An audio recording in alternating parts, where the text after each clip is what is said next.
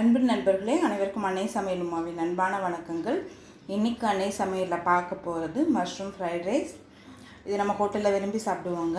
இன்றைக்கி வீட்டில் எப்படி சுலபமாக செய்யலான்றதை பார்க்கலாம். இந்த ஃப்ரைட் ரைஸை நீங்கள் ஒரு 10 நிமிஷத்துக்குள்ளே பண்ணிடலாம். வாங்க மஷ்ரூம் ஃப்ரைட் ரைஸ் எப்படி செய்கிறதுன்னு பார்க்கலாம். இப்போ கொஞ்சமாக பட்டர் சேர்த்துக்கலாம். விருப்பப்பட்டீங்கன்னா எண்ணெய் கூட சேர்த்துக்கலாங்க. அடுத்தது மஷ்ரூம் சேர்த்துக்கலாம். கொஞ்சம் உப்பு, கொஞ்சம் மிளகுத்தூள்,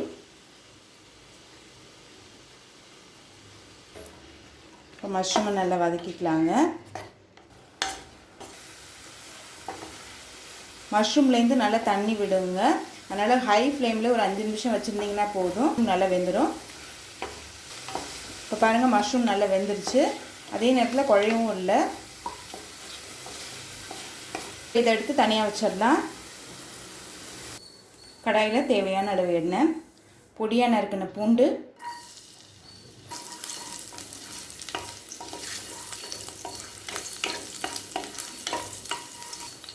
ஸ்ப்ரிங் ஆனியன் கொஞ்சம் சேர்த்துக்கலாம், கொஞ்சம் வெங்காயம் சேர்த்துக்கலாம்,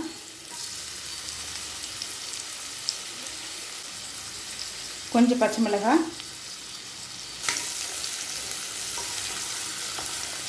நல்லா ஹை ஃப்ளேம்லேயே வச்சுட்டு லேசாக வதக்கினா போதுங்க.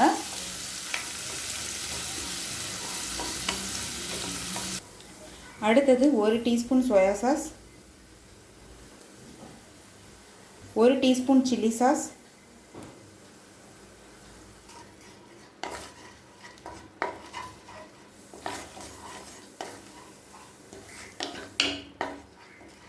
இப்போ அடுத்தது இதில் சாத்து சேர்த்துக்கலாங்க. 2 கப் சாத்து சேர்த்துக்கலாம். மஷ்ரூம் சேர்த்துக்கலாம். 1 டேபிள் ஸ்பூன் வினிகர், 1 டீஸ்பூன் மிளகுத்தூள், தேவையான அளவு உப்பு. சாஸில் ஏற்கனவே உப்பு இருக்கும், மஷ்ரூம் வதக்கும் போது ஏற்கனவே உப்பு சேர்த்துருக்கோம், அதனால் பாதி உப்பு போட்டுக்கோங்க போதும். கொஞ்சம் ஸ்ப்ரிங் ஆனியன். இப்போ இது எல்லாத்தையும் நல்லா மிக்ஸ் பண்ணிக்கலாம்.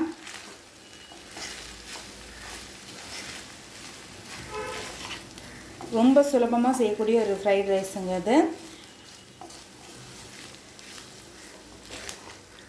நம்ம மற்ற ஃப்ரைட் ரைஸ்னால் கூட வெஜிடபிள்ஸ்லாம் பொடி பொடியாக கட் பண்ணோம். இப்போ எல்லாத்தையும் நல்லா மிக்ஸ் பண்ணியாச்சுங்க. இப்போ மஷ்ரூம் ஃப்ரைட் ரைஸ் ரெடி ஆகிடுச்சு. சர்வ் பண்ணிடலாம்.